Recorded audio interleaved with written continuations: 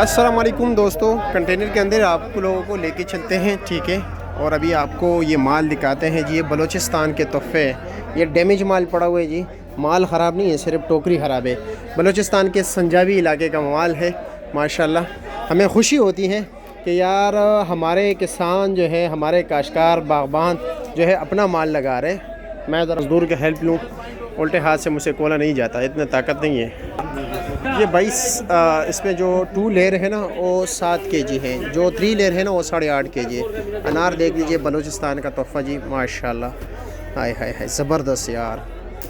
Rate का पूछ लेते हैं कि जी रेट क्या जा रही है। ये डैमेज माल में आपको दिखा रहा हूँ, ठीक है, बंद टोकरियाँ नहीं दिखा रहा हूँ। चलो जी, बंद टोकरी भी खुल गई जी माशाल्लाह, ज़बरदस्त। ये लो जी, रेट भी भाई सिर्फ और सिर्फ 2200 रुपया, ठीक है।